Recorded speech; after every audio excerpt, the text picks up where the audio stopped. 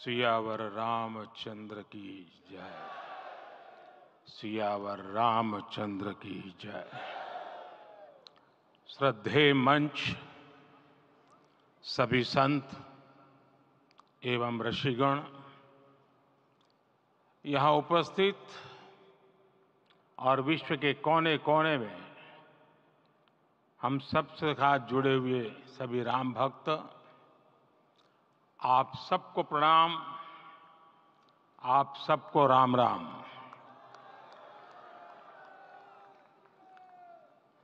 आज हमारे राम आ गए हैं।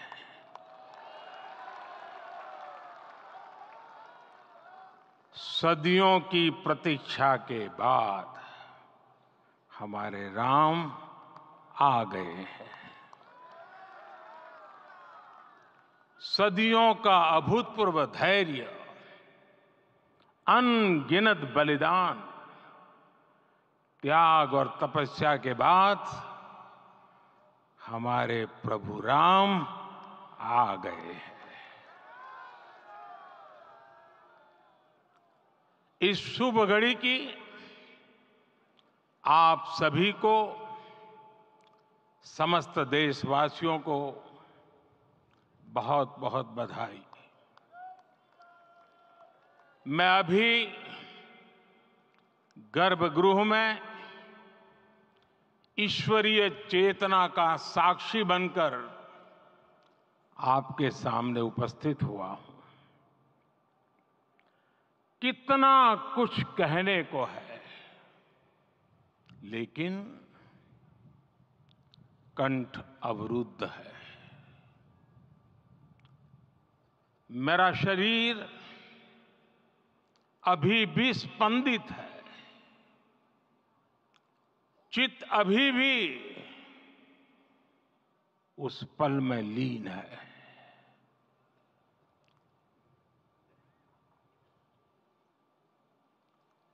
हमारे रामलला अब टेंट में नहीं रहेंगे।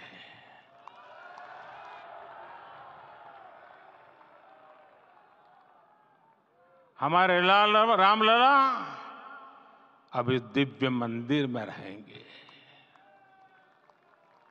मेरा पक्का विश्वास है, अपार श्रद्धा है कि जो घटित हुआ है, इसकी अनुभूति देश के, विश्व के कोने कोने में राम भक्तों को हो रही होगी।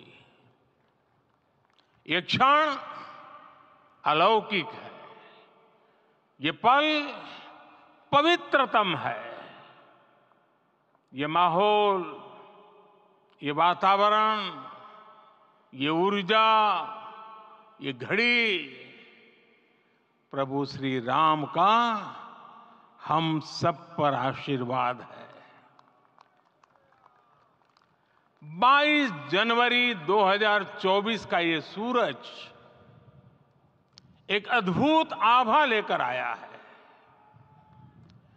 22 जनवरी 2024 ये कैलेंडर पर लिखी एक तारीख नहीं, ये एक नए काल चक्र का उद्गम है।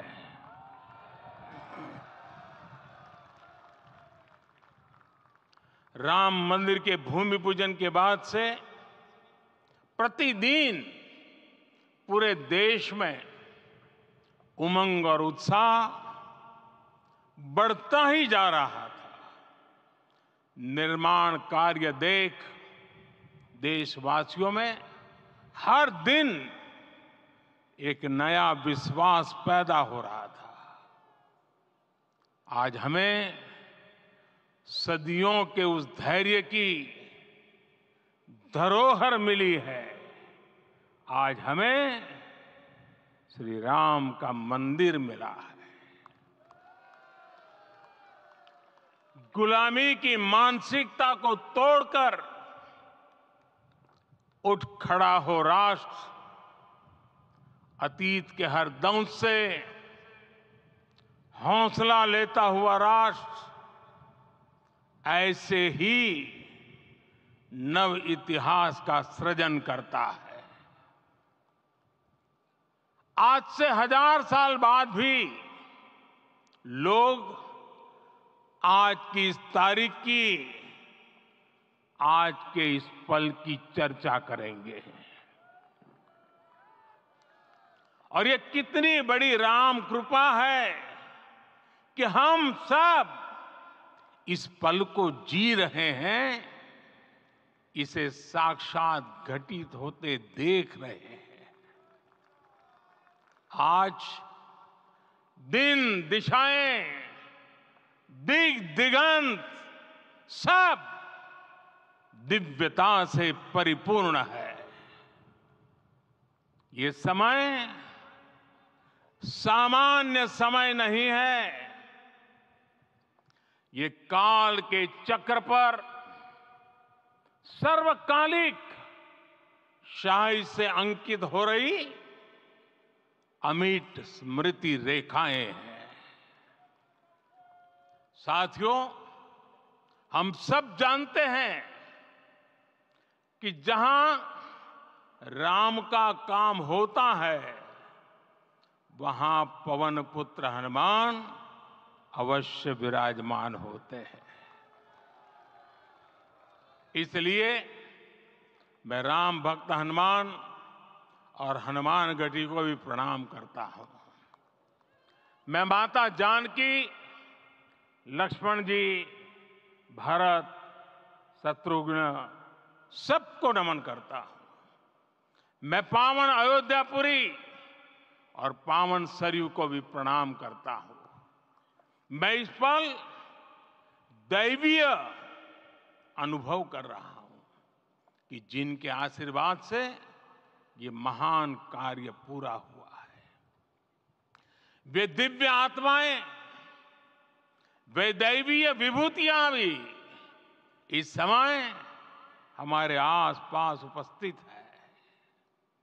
मैं इन सभी दिव्य चेतनाओं को भी कृतज्ञता पूर्वक नमन करता हूं। मैं आज प्रभु श्री राम से क्षमा याचना भी करता हूं। हमारे पुरुषार्थ, हमारे त्याग, तपस्या में कुछ तो कमी रह गई होगी कि हम इतनी सदियों तक ये कार्य कर नहीं पाए। आज वो कमी पूरी हुई है।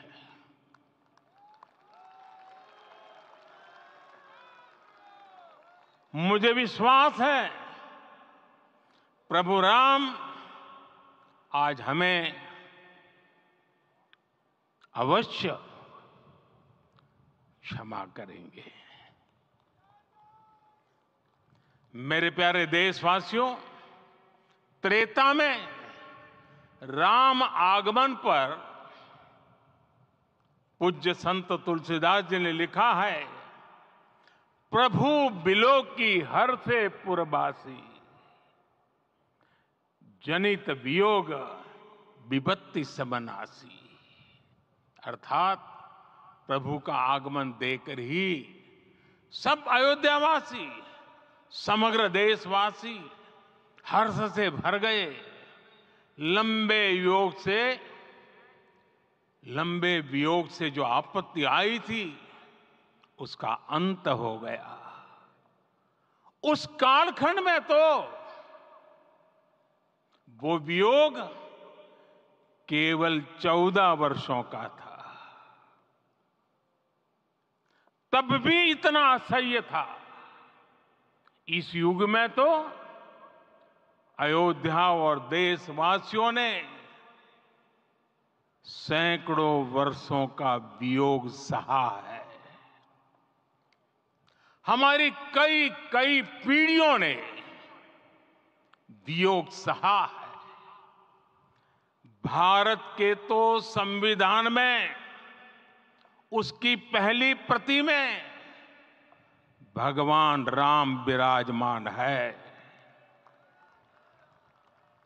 संविधान के अस्तित्व में आने के बाद भी दशकों तक प्रभु श्री राम के अस्तित्व को लेकर कानूनी लड़ाई चली। मैं आभार व्यक्त करूंगा भारत की न्यायपालिका का, जिसने न्याय की लाज रख ली।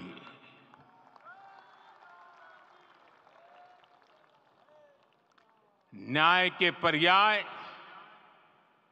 प्रभु राम का मंदिर भी न्यायबद्ध तरीके से ही बना। साथियों, आज गांव-गांव में एक साथ कीर्तन संकीर्तन हो रहे हैं। आज मंदिरों में उत्सव हो रहे हैं, स्वच्छता अभियान चलाए जा रहे हैं। पूरा देश आज दीपावली मना रहा है। आज शाम घर घर राम ज्योति प्रज्वलित करने की तैयारी है। कल मैं श्री राम के आशीर्वाद से धनुषकोडी में राम सेतु के आरंभ बिंदु अरिचल मुनाई पर था। जिस घड़ी प्रभु राम समुद्र पार करने निकले थे, वो एक पल था जिसने काल चक्र को बदला था। उस भावमय पल को महसूस करने का मेरा ये विनम्र प्रयास था। वहां पर मैंने पुष्प वंदना की। वहां मेरे भीतर एक विश्वास जगा कि जैसे उस समय काल चक्र बदला था, उसी तरह अब काल चक्र फिर बदलेगा और शुभ दिशा में बढ़ेगा। अपने 11 दिन के व्रत अनुष्ठान के दौरान मैंने उन स्थानों का चरण स्पर्श करने का प्रयास किया जहां प्रभु राम के चरण पड़े थे। चाहे वो नासिक का पंचवटी धाम हो, केरला का पवित्र त्रिपायर मंदिर हो, आंध्र प्रदेश में लेपाक्षी हो, श्रीरंगम में रंगनाथ स्वामी मंदिर हो, रामेश्वरम में श्री रामनाथ स्वामी मंदिर हो, या फिर धनुषकोडी। मेरा सौभाग्य है कि इसी पुनीत पवित्र भाव के साथ मुझे सागर से सरयू तक की यात्रा का अवसर मिला। सागर से सरयू तक हर जगह राम नाम का वही उत्सव भाव छाया हुआ है। प्रभु राम तो भारत की आत्मा के कण कण से जुड़े हुए हैं। राम भारतवासियों के अंतर मन में विराजे हुए हैं। हम भारत में कहीं भी किसी की अंतरात्मा को छुएंगे तो इस एकत्व की अनुभूति होगी और यही भाव सब जगह मिलेगा। इससे उत्कृष्ट, इससे अधिक देश को समायोजित करने वाला सूत्र और क्या हो सकता है। मेरे प्यारे देशवासियों, मुझे देश के कोने कोने में अलग अलग भाषाओं में रामायण सुनने का अवसर मिला है, लेकिन विशेषकर पिछले 11 दिनों में रामायण अलग अलग भाषा में अलग राज्यों से मुझे विशेष रूप से सुनने का मौका मिला। राम को परिभाषित करते हुए ऋषियों ने कहा है, रमन्ते यस्मिन् इति रामः, अर्थात जिसमें रम जाए वही राम है। राम लोक की स्मृतियों में, पर्वत से लेकर परंपराओं में सर्वत्र समाये हुए हैं। हर युग में लोगों ने राम को जिया है। हर युग में लोगों ने अपने अपने शब्दों में अपनी अपनी तरह से राम को अभिव्यक्त किया है। और ये राम रस जीवन प्रवाह की तरह निरंतर बहता रहता है। प्राचीन काल से भारत के हर कोने के लोग राम रस का आचमन करते रहे हैं। राम कथा असीम है और रामायण भी अनंत है। राम के आदर्श, राम के मूल्य, राम की शिक्षाएं सब जगह एक समान है। प्रिय देशवासियों, आज इस ऐतिहासिक समय में देश उन व्यक्तित्वों को भी याद कर रहा है जिनके कार्य और समर्पण की वजह से आज हम ये शुभ दिन देख रहे हैं। राम के इस काम में कितने ही लोगों ने त्याग और तपस्या की पराकाष्ठा करके दिखाई है। उन अनगिनत राम भक्तों के, उन अनगिनत कार सेवकों के और उन अनगिनत संत महात्माओं के हम सब ऋणी हैं। साथियों, आज का ये अवसर उत्सवता का क्षण तो है ही, लेकिन इसके साथ ही यह क्षण भारतीय समाज की परिपक्वता के बोध का भी क्षण है। हमारे लिए ये अवसर सिर्फ विजय का नहीं, विनय का भी है। दुनिया का इतिहास साक्षी है कि कई राष्ट्र अपने ही इतिहास में उलझ जाते हैं। ऐसे देशों ने जब भी अपने इतिहास की उलझी हुई गांठों को खोलने का प्रयास किया, उन्हें सफलता पाने में बहुत कठिनाई आई, बल्कि कई बार तो पहले से ज्यादा मुश्किल परिस्थितियां बन गई। लेकिन हमारे देश ने इतिहास की इस गांठ को जिस गंभीरता और भावुकता के साथ खोला है, वो ये बताती है कि हमारा भविष्य हमारे अतीत से बहुत सुंदर होने जा रहा है। वो भी एक समय था जब कुछ लोग कहते थे कि राम मंदिर बना तो आग लग जाएगी। ऐसे लोग भारत के सामाजिक भाव की पवित्रता को नहीं जान पाए। रामलला के इस मंदिर का निर्माण भारतीय समाज के शांति, धैर्य, आपसी सद्भाव और समन्वय का भी प्रतीक है। हम देख रहे हैं ये निर्माण किसी आग को नहीं, बल्कि ऊर्जा को जन्म दे रहा है। राम मंदिर समाज के हर वर्ग को एक उज्जवल भविष्य के पथ पर बढ़ने की प्रेरणा लेकर आया है। मैं आज उन लोगों से आह्वान करूंगा, आइए आप महसूस कीजिए, अपनी सोच पर पुनर्विचार कीजिए। राम आग नहीं है, राम ऊर्जा है। राम विवाद नहीं, राम समाधान है।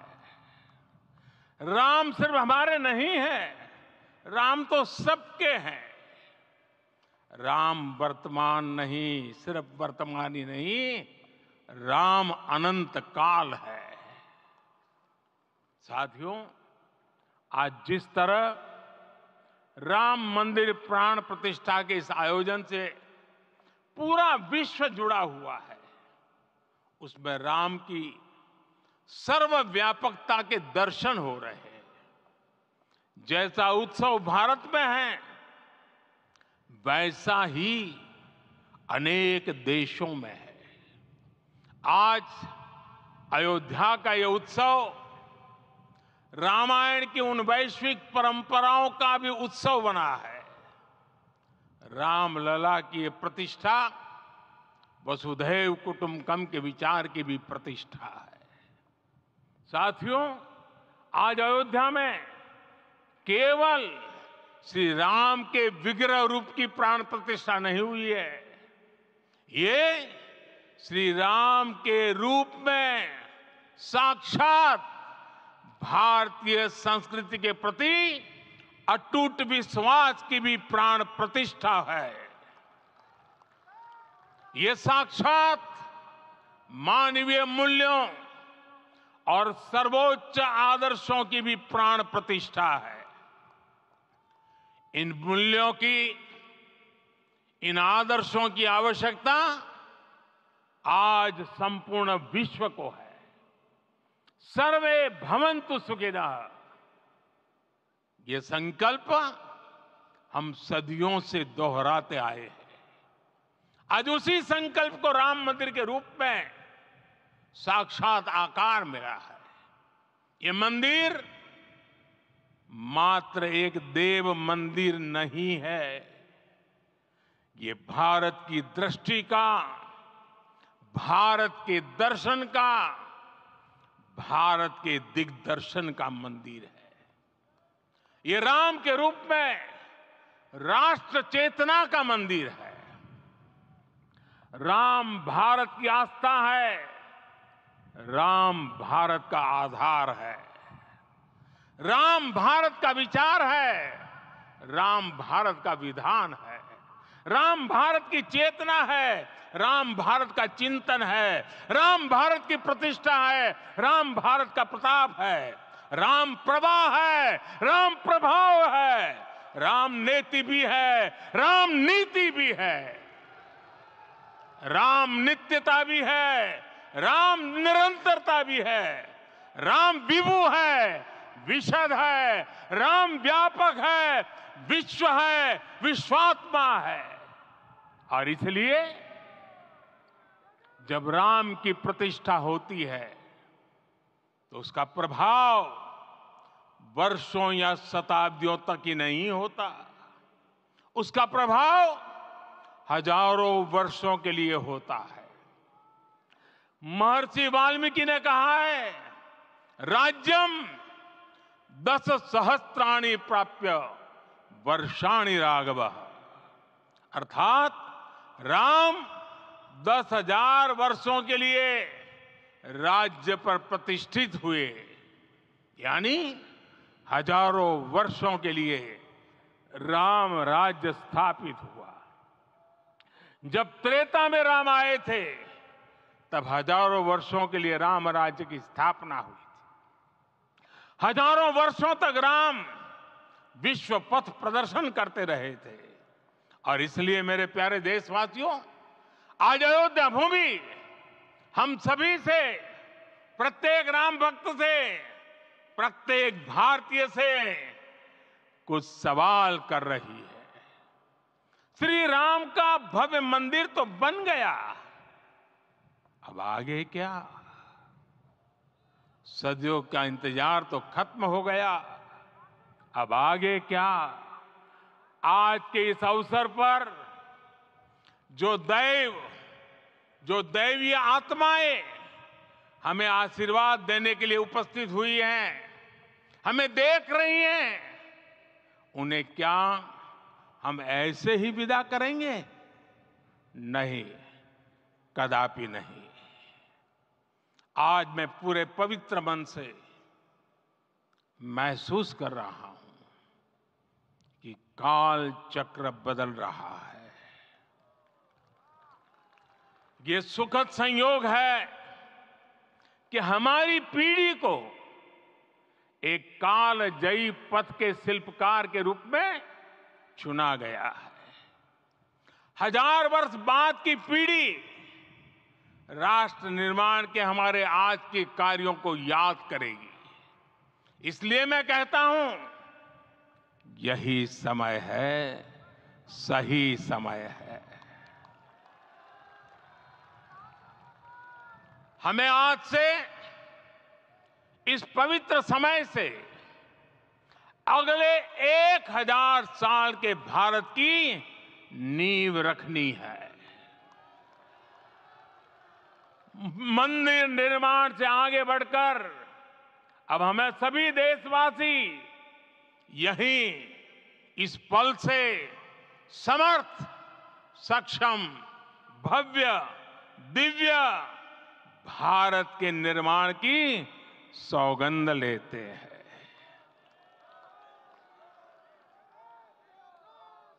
राम के विचार मानस के साथ ही जनमानस में भी हो, यही राष्ट्र निर्माण की सीढ़ी है।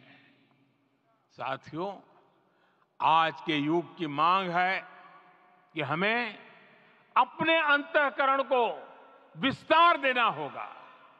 हमारी चेतना का विस्तार देव से देश तक, राम से राष्ट्र तक होना चाहिए। हनुमान जी की भक्ति, हनुमान जी की सेवा, हनुमान जी का समर्पण, ये ऐसे गुण हैं जिन्हें हमें बाहर नहीं खोजना पड़ता। प्रत्येक भारतीय में भक्ति, सेवा और समर्पण के भाव समर्थ, सक्षम, भव्य, दिव्य भारत का आधार बनेंगे। और यही तो है देव से देश और राम से राष्ट्र की चेतना का विस्तार।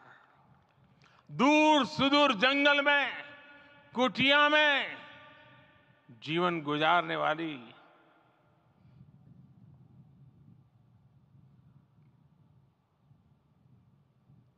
मेरी आदिवासी मां शबरी का ध्यान आते ही अप्रतिम विश्वास जागृत होता है। मां शबरी तो कब से कहती थी, राम आएंगे।